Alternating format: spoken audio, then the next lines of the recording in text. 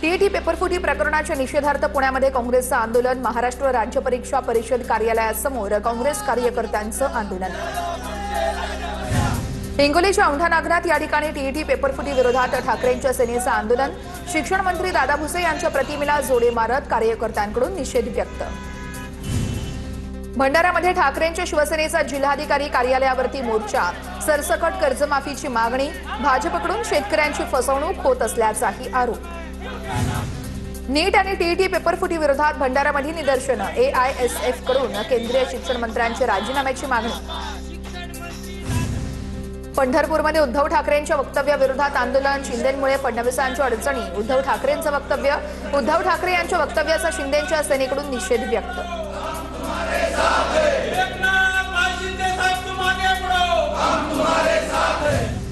पुण्यातील central building या ठिकाणी धाराशिवमधील महिलांचं आंदोलन। महिलांकडून कृषी विभागातील कथित भ्रष्टाचाराचा निषेध। घोटाळ्याची चौकशी करून कारवाई करण्याची महिलांची मागणी। अहेरी महिला आणि बाल रुग्णालयामध्ये रिक्त पदं भरण्यासाठी आंदोलन। रुग्णालयाला कुलूप ठोकण्याचे प्रयत्न केल्यामुळे आंदोलनकर्त्यांना पोलिसांनी ताब्यात घेतलं। रिक्त पदं तातडीने भरण्याचीही मागणी करण्यात आली आहे। लातूर महापालिकेच्या कर्मचाऱ्यांचा अचानक संप। 2 महिन्यांपासून थकलेलं वेतन देण्याची कर्मचाऱ्यांची मागणी। कर्मचाऱ्यांच्या ठिय्या आंदोलनाला सुरुवात झालेली आहे। धाराशिवच्या तुळजापूर तहसील कार्यालयासमोर रसाळ कुटुंबियांचं लाक्षणिक उपोषण। कृष्णा रसाळ या हत्या प्रकरणातील आरोपीला तात्काळ अटक करण्याची मागणी। सांगली महापालिकेच्या वाढीव घरपट्टीच्या निषेधार्थ काँग्रेसच्या नेतृत्वाखाली महापालिकेसमोर टाळवादन आंदोलन। काँग्रेस, शरद पवारांची राष्ट्रवादी आणि शिवसेना नगरसेवकांसह सामाजिक कार्यकर्त्यांचाही या आंदोलनामध्ये सहभाग। कल्याण बुद्धभूमी फाउंडेशनच्या जागेवरील कारवाई विरोधात केडीएमसीवरती मोर्चा। बुद्धभूमी फाउंडेशनच्या जागेवरती झालेल्या कारवाईचा तीव्र निषेध व्यक्त करत विरोध करण्यात आलेला आहे। बुलढाण्यातील सारंगपूर गावाला नियमित पाणीपुरवठा करण्याची मागणी। नियमित पाणीपुरवठ्याच्या मागणीसाठी यशवंत सेनेचे गजानन बोरकर यांचं टॉवरवरती चढून आंदोलन। तर मेहकरमधील सोनाटीमध्ये आंदोलन केल्याची माहिती आहे। पंढरपूर कुर्डुवाडी महामार्गावरील अनेक ठिकाणी काम अपूर्ण आहे। मोठे खड्डे पडल्यानं अपघातांचं प्रमाण वाढल्याचा मनसेचा आरोप आहे। मनसेच्या वतीनं तीव्र आंदोलन छेडण्याचा इशाराही देण्यात आलेला आहे। आई वडिलांचं छत्र हरपलेल्या मुलींचं ग्रामपंचायतीनं घरकुलही रद्द केलं। अनाथ झालेल्या मुलींचा आरोप आहे। भंडाराच्या लाखांदूर तालुक्यातील किन्ही गुंजेपार येथील ही संपूर्ण घटना आहे। घरकुल मिळवण्यासाठी निराधार मुलींचं आमरण उपोषण आहे। सिंधुदुर्गमध्ये कणकवली प्रांताधिकाऱ्यांच्या विरोधामध्ये प्राथमिक शिक्षक संघटना आक्रमक। प्रांताधिकारी जगदीश कातकर यांनी शिक्षकांना आक्षेपार्ह शब्द वापरल्याचा आरोप आहे। प्रांताधिकाऱ्यांवरती कारवाई करण्याची मागणी करण्यात आली आहे। कोकण किनारपट्टीच्या भागामध्ये पावसाचा जोर वाढणार। हवामान खात्याचा अंदाज आहे। मुंबई, ठाणे, पालघर आणि संपूर्ण कोकण विभागामध्ये मुसळधार ते अतिमुसळधार पाऊस कोसळण्याची शक्यता आहे। हवामान विभागाच्या अंदाजानंतर परभणी शहरात पावसाला सुरुवात। अर्धा तास झालेल्या पावसानंतर वातावरणामध्ये गारवा निर्माण। नागरिकांना उकाड्यापासून मोठा दिलासा। सिंधुदुर्ग जिल्ह्यामध्ये 4 दिवसांच्या विश्रांतीनंतर मुसळधार पावसाची हजेरी। जिल्ह्यातील सर्वदूर पाऊस, शेतीच्या कामांना वेग। रत्नागिरीतील दापोलीमधील कोंडी धबधबा प्रवाहित झालाय। दमदार पावसामुळे नदी नाले तुडुंब भरून वाहत आहेत। दापोली तालुक्यातील बोरिवली या गावाजवळ हा प्रसिद्ध कोंडी धबधबा आहे। जळगावच्या रावेरच्या अहिरवाडी परिसरामध्ये ढगफुटी सदृश्य पाऊस झालाय। त्यामुळे आता बंधारे 100% भरले आहेत। त्यामुळे शेतकऱ्यांचा सिंचनाचा प्रश्न मार्गी लागलाय।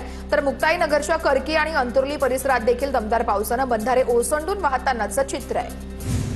जळगावमध्ये मुसळधार पावसामुळे सखल भागात पाणी साचलं। नवी पेठ परिसरात गुडघ्यापेक्षाही जास्त पाणी। पाण्यातून वाट काढताना नागरिकांची कसरत सुरू आहे। जालन्याच्या मंठा तालुक्यामध्ये पावसाची जोरदार हजेरी। ठोकसाळ तांडा या पुलावरून पाणी वाहतंय। वाहत्या पाण्यातून नागरिकांचा जीवघेणा प्रवास सुरू आहे। जळगाव जिल्ह्यामध्ये पुढील 3 दिवस हवामान खात्याकडून येलो अलर्ट देण्यात आलेला आहे। 29, 30 जून आणि 2 जुलै रोजी वादळी वाऱ्यासह पावसाचा अंदाज आहे। जुलैच्या पहिल्या आठवड्यात देखील पावसाचा जोर कायम राहण्याची शक्यता वर्तवण्यात आली आहे। अकोल्यातील अकोट तालुक्यात मध्यरात्री मुसळधार पाऊस। मुसळधार पावसामुळे अकोली जहागीरमध्ये रस्त्यांवरती पाणीच पाणी झालंय। मुसळधार पावसामुळे गावातील सखल भागात पाण्याचा वेढा वाढलेला होता। पुणे राजगुरुनगरमध्ये मुसळधार पावसाचा कहर। राजगुरुनगरमधील व्यापारी संकुल पाण्यामध्ये गेलं। व्यापाऱ्यांचं लाखो रुपयांचं नुकसान झालंय। अवघ्या 1.5 ते 2 तासांच्या मुसळधार पावसामुळे सर्वांचीच दाणादाण उडलेली आहे। वाशिममधील मानोरा शहरातील अरुणा नदीच्या पुराचा नागरिकांना धोका आहे। मुसळधार पावसामुळे अरुणा नदीला पूर येत असल्यानं जीवित आणि वित्तहानीचा धोका आहे। प्रशासनानं वेळीच उपाययोजना करण्याची नागरिकांची मागणी आहे। पावसाच्या आगमनामुळे चिपळूणमधील उद्योग वीज निर्मिती पुन्हा सुरू। वाशिष्ठी नदीच्या पाणी पातळीमध्ये वाढ झाली आहे। लोटे एमआयडीसीतील बंद उद्योग सुरू झाले आहेत। तर कोळकेवाडी धरणाच्या पाणीसाठ्यामध्ये वाढ झाल्यानं वीज निर्मितीही सुरू झाली आहे। मागील 8 दिवसांपासून लोटे एमआयडीसी मधील अनेक उद्योग पाण्याअभावी बंद होते। हिंगोली जिल्ह्यामध्ये मागच्या 2 दिवसांपासून हलक्या ते मध्यम स्वरूपाचा पाऊस सुरू आहे। पावसाच्या जोरावरती जिल्ह्यातील शेतकऱ्यांची पेरणीला आता सुरुवात आहे। आणखी किती दिवस थांबणार असं म्हणत शेतकऱ्यांनी पेरणीला सुरुवात केलेली आहे। अमरावती जिल्ह्याचे अनेक भागांमध्ये 50% पेरणी पूर्ण झाली आहे। मागील वर्षीच्या तुलनेमध्ये यावर्षी सोयाबीनच्या पेरीकडे शेतकऱ्यांचा कल आहे। यावर्षी अनेक शेतकरी खतांविना करत आहेत। सोयाबीनची पेरणी खत नसल्यानं उत्पादनामध्ये घट होण्याची शक्यता आहे।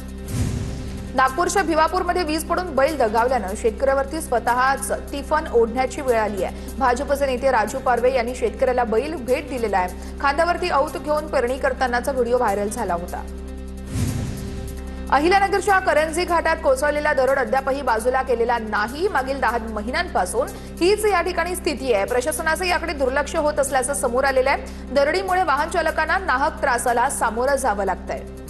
जळगाव जिल्ह्यातील हतनूर धरणाचे 2 दरवाजे अर्धा मीटरने उघडलेले आहेत। 2543 क्युसेक पाण्याचा विसर्ग सुरू आहे। नदीकाठच्या नागरिकांना सतर्क राहण्याचं प्रशासनानं आवाहन केलेलं आहे। मिरजमध्ये कृष्णा नदीची पाणी पातळी घटली आहे। नदीपात्र कोरडं पडल्यानं पाणी टंचाईचं संकट गडद झालंय। पाणी वाया न घालवता आवश्यक तेवढाच वापर करण्याचं प्रशासनाचं आवाहन आहे। धाराशिव जिल्ह्यामध्ये सर्वदूर पावसाची बरसात। जिल्ह्यामध्ये पाऊस पडूनही अनेक ठिकाणी खरीपातील पेरण्या खोळंबलेल्या आहेत। जिल्ह्यामध्ये आतापर्यंत केवळ 36 मिलीमीटर पावसाची नोंद झालेली आहे। नंदुरबार जिल्ह्यामध्ये पावसानं पाठ फिरवल्यानं पिकं करपण्याच्या मार्गावर आहेत। विहिरींचा जलसाठा आटत असून पुढील 2 ते 3 दिवसात पाऊस न झाल्यास शेतकऱ्यांवरती दुबार पेरणीचं संकट ओढावण्याची भीती व्यक्त केली जाते। भंडाऱ्याच्या तुमसर तालुक्यामध्ये गोबरवाही प्रादेशिक नळ योजना 5 दिवसांपासून बंद आहे। 6 गावांमध्ये तीव्र पाणी टंचाई निर्माण झाली आहे। ग्रामस्थांकडून राजीव सागर धरणातून बावनथडी नदीमध्ये तातडीने पाणी सोडण्याची मागणी केली जाते। पिंपरी चिंचवड महापालिका पाणी पुरवठ्याच्या महत्वाकांक्षी प्रकल्पांसाठी 550 कोटी रुपयांच्या ठेवी मोडणार आहे। शहराची वाढती लोकसंख्या आणि भविष्यातील पाण्याची गरज हे लक्षात घेऊन हा महत्त्वाचा निर्णय घेण्यात आलेला आहे। धुळे जिल्ह्यातील पाऊस लांबल्यानं अक्कलपाडा धरणामध्ये केवळ 55% उपयुक्त जलसाठा शिल्लक आहे। पाऊस आणखी उशिरा झाला तर धुळे शहराच्या पाणी पुरवठ्यावरती परिणाम होऊन पाणी कपात वाढण्याची शक्यता वर्तवण्यात आली आहे। राज्यात खोल समुद्रातील मासेमारी बंदीचा कालावधी 15 दिवसांनी वाढवण्यात आलाय। हा कालावधी 1 जून ते 15 ऑगस्ट पर्यंत असणार आहे। या अगोदर हा कालावधी 1 ऑगस्ट पर्यंत ठेवण्यात आला होता।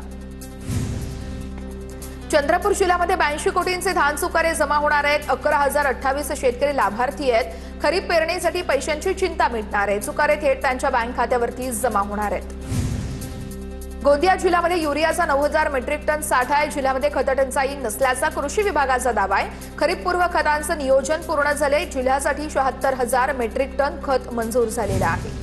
बीडच्या आष्टी येथील कडा कृषी उत्पन्न बाजार समितीमध्ये कांद्याला 25 ते 27 रुपये किलोचा दर आहे। कांद्याच्या दरामध्ये अजूनही वाढ होणार असल्याचं सांगितलं जातंय। कांदा व्यापाऱ्यांची ही प्रतिक्रिया आहे। वाशिमच्या कांचन नदीवरील कोल्हापुरी बंधाऱ्यावरती मोठ्या प्रमाणामध्ये कचरा अडकल्यानं पाण्याचा प्रवाह खोळंबला। शेतामध्ये पाणी शिरून नुकत्याच पेरलेल्या पिकांचं नुकसान होण्याची भीती व्यक्त केली जाते। तातडीने कचरा हटवण्याची शेतकऱ्यांची मागणी आहे। नंदुरबार जिल्ह्यामध्ये खरीप हंगामात रासायनिक खतांचा साठा अपुरा असल्यानं शेतकरी चिंतेत सापडल्यात। जिल्ह्यामध्ये 1,09,000 मेट्रिक टन खताची मागणी करण्यात आली आहे। मात्र त्यापैकी 61,000 मेट्रिक टन खतच या ठिकाणी उपलब्ध आहे। नंदुरबार जिल्ह्यामध्ये पावसाअभावी भाजीपाल्याची आवक घटल्यानं बाजारामध्ये भाज्यांचे दर वाढलेले आहेत। उत्पादन कमी झाल्यानं सर्वसामान्यांचे आर्थिक गणित बिघडलंय। पाऊस न झाल्यास दर आणखी वाढण्याची शक्यता वर्तवण्यात आली आहे। देवळी सहकारी शेतकरी खरेदी विक्री समितीच्या निवडणुकीमध्ये शेतकरी सहकारी पॅनलचं वर्चस्व आहे। माजी राज्यमंत्री रणजित कांबळे, माजी आमदार सुरेश देशमुख यांच्या गटाचे उमेदवार विजयी झालेत। गुलाल उधळून उमेदवारांच्या विजयाचा जल्लोष करण्यात आलेला आहे। अलिबागमध्ये जिल्हा रुग्णालयातील स्लॅबचा काहीसा भाग कोसळलेला आहे। मोठी दुर्घटना टळली आहे। जिल्हा रुग्णालयाच्या सुरक्षिततेवरती यावेळेस पुन्हा एकदा प्रश्नचिन्ह उपस्थित केलं जात आहे। पुणे बंगळुरू राष्ट्रीय महामार्गावरती नागठाणे गावच्या हद्दीमध्ये रस्त्याला भगदाड पडला। अवघ्या 2 महिन्यांपूर्वीच या रस्त्याचं काम पूर्ण झालं होतं। राष्ट्रीय महामार्ग प्राधिकरणाच्या निकृष्ट दर्जाच्या कामावरती मोठं प्रश्नचिन्ह उपस्थित झालेलं आहे। किल्ले रायगडावरती शासकीय रोपवे सुरू करण्यास मंजुरी मिळाली आहे। लवकरच अवघ्या 100 रुपयामध्ये पायथ्यापासून रायगडाच्या माथ्यावरती पोहोचता येणार आहे। शिवभक्त आणि पर्यटकांमध्ये त्यामुळे आनंदाचं वातावरण निर्माण झालेलं आहे। भंडाऱ्याच्या खुनारीमधील चुलबंद नदीपात्रामध्ये सॅनिटायझरच्या शेकडो प्लास्टिक बाटल्यांचा खच, नागरिकांकडून तीव्र संताप व्यक्त। तर या प्रकारची चौकशी करून दोषींवर कारवाई करावी, नागरिकांची मागणी आहे। पावसाळ्याच्या पार्श्वभूमीवरती रत्नागिरी पोलिसांकडून मुंबई गोवा महामार्गावरील अपघात प्रवण आणि ब्लॅक स्पॉट ठिकाणी रात्रीचं पेट्रोलिंग करण्यात येतंय। अपघात रोखण्यासाठी ही विशेष मोहीम राबवली जाते। नागपूरमध्ये एकाच दिवसामध्ये 22 रेल्वे गाड्यांमध्ये सापडले आहेत 1128 फुकटे प्रवासी। मध्य रेल्वेच्या नागपूर विभागाने विशेष तिकीट तपासणी मोहीम राबवली आहे आणि या प्रवाशांकडून 9,91,968 रुपयांचा दंड वसूल करण्यात आलेला आहे। पुण्याच्या खेडमध्ये नामांकित कंपनीच्या पॅकेटबंद दूध पिशव्या, आमरसाचे पॅकेट आणि पनीर फेकून दिल्याची घटना घडलेली आहे। तर तुकाईवाडी हद्दीतील नवीन पुणे नाशिक या महामार्गावरती खेड घाटात अज्ञात व्यक्तीने फेकून दिलेले आहेत हे सगळे पॅकेट्स। सिंधुदुर्गातील पिंगुळमध्ये कुडाळ पोलिसांकडून कारवाई करण्यात आली आहे। डंपरमधून लाखो रुपयांची अवैध दारू जप्त करण्यात आली आहे। डंपरच्या हौदामध्ये यावेळेस प्लास्टिक खाली दारू लपवून वाहतूक केली जात होती। वर्ध्याच्या हिंगणघाटमध्ये स्थानिक गुन्हे शाखेकडून गांजा विक्री प्रकरणी 5 जणांना अटक करण्यात आली आहे। कारवाईमध्ये गांजा वाहन आणि मोबाईलसह सुमारे 3 लाखांचा मुद्देमाल जप्त करण्यात आलाय। 6 जणांविरोधात गुन्हा दाखल करण्यात आलेला आहे।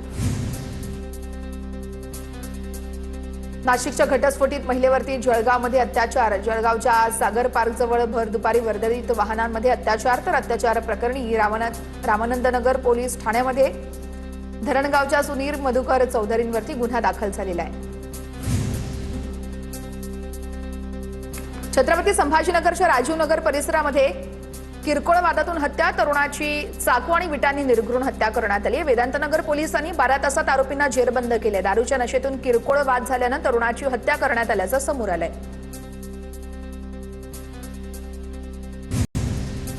माजी केंद्रीय मंत्री रावसाहेब दानवे यांच्या जालन्यातील निवासस्थानी चोरीचा प्रयत्न, घराचं कुलूप तोडून अज्ञात चोरट्यांचा घरामध्ये प्रवेश। सदर बाजार या पोलीस ठाण्यात गुन्हा दाखल झालेला आहे। निफाड तालुक्यातील गोंदेगाव परिसरामध्ये बिबट्याचा मुक्त संचार, शेतकरी आणि ग्रामस्थांमध्ये भीतीचं वातावरण। वन विभागाने तातडीने पंजरा लावून बिबट्याला जेरबंद करण्याची मागणी करण्यात आलेली आहे। त्र्यंबकेश्वरमधून आज संत निवृत्तीनाथ महाराज पालखीचं पंढरपूरकडे प्रस्थान। आषाढी वारीसाठी त्र्यंबकेश्वरमध्ये हजारो वारकरी भाविकांची मोठी गर्दी। सिंहस्थ कामांमुळे यंदा पालखीच्या पारंपरिक मार्गामध्ये काहीसे बदल करण्यात आलेले आहेत। संत मुक्ताबाईंचे पालखीने 3 बैल जोडीच्या सहाय्याने चढलाय बुलढाण्यातील प्रसिद्ध राजूर घाट। संत मुक्ताबाईंच्या पालखीला पंढरपूरमध्ये प्रथम प्रवेशाचा मान असतो। संत मुक्ताबाईंची पालखीचं यंदाचं 318वं वर्ष आहे। श्री गजानन महाराजांच्या पालखीचा शिरपूर जैन या ठिकाणी मुक्काम भक्तिमय वातावरणात पार पडलेला आहे। पालखीचं आगमन होताच भाविकांकडून टाळ मृदुंगाच्या गजरात स्वागत करण्यात आलेलं आहे। हजारो भाविकांसाठी महाप्रसादाचं आयोजन देखील या ठिकाणी करण्यात आलं। सिंधुदुर्गमध्ये अनोखी प्रथा आहे, पुरुषांनी साजरी केली वटपौर्णिमा। कुडाळ शहरातील गावदेव या ठिकाणी पुरुषांनी वटपौर्णिमा साजरी केली आहे। 7 जन्मी हीच पत्नी मिळावी यासाठी पुरुषांनी वडाला फेऱ्या मारून वटपौर्णिमा साजरी केली आहे। नाशिकच्या त्र्यंबकेश्वर मंदिरातील ऐतिहासिक अमृतकुंडाची स्वच्छता, तळाशी असलेली शिवलिंग अनेक वर्षांनंतर प्रथमच स्पष्टपणे उघड। पुरातत्व विभागाच्या संवर्धन कामामुळे शिवलिंगांचं दुर्मिळ दर्शन झालेलं आहे। जळगावच्या ग्रामदैवत श्रीराम मंदिरातून 154 वर्षांची परंपरा असलेल्या संत मुक्ताबाई राम पालखीचं पंढरपूरकडे प्रस्थान झालेलं आहे। दानोबा तुकोबांच्या नामघोषामध्ये निघालेली पालखी 500 किलोमीटरची पायी वारी पूर्ण करणार आहे। कल्याणच्या पारनाका परिसरातील राम मंदिरात वटपौर्णिमेनिमित्त शेकडो सुवासिनींकडून वडाच्या झाडाची पूजा करण्यात आली आहे। पारंपरिक वेशभूषा, हळदी कुंकू आणि वाण देण्याच्या विधींनी मंदिर परिसर भक्तिमय झाला होता। शेगाव रेल्वे स्थानकावरती ट्रॅकवरती पडलेल्या प्रवाशाचे रेल्वे पोलीस हेड कॉन्स्टेबलने प्राण वाचवलेत। समोरून रेल्वे येत असतानाही पांडुरंग बसू यांनी जीवाची पर्वा न करता या प्रवाशाला सुरक्षितरित्या बाहेर काढलेलं आणि त्यांच्या या कार्याचं सर्वत्र कौतुक केलं जात आहे। भंडाऱ्याच्या 16 वर्षीय भैरव उराडेने सुवर्ण पदक जिंकलेले आहे। Indo Nepal youth sports championship मधील 56 किलो वजनी गटाच्या वेटलिफ्टिंग स्पर्धेमध्ये सुवर्ण पदक पटकावलंय। या कामगिरीमुळे त्याचं सर्वत्र कौतुक केलं जातंय। जळगावच्या सराफा बाजारामध्ये सोन्याच्या दरात 1200 रुपयांची घसरण। चांदीच्या दरांमध्ये कोणतीही वाढ नाही। सोन्याचे दर जीएसटी सह 1,46,260 रुपयांवरती, तर चांदीचे दर जीएसटी सह 2,33,810 रुपयांवर स्थिर आहेत।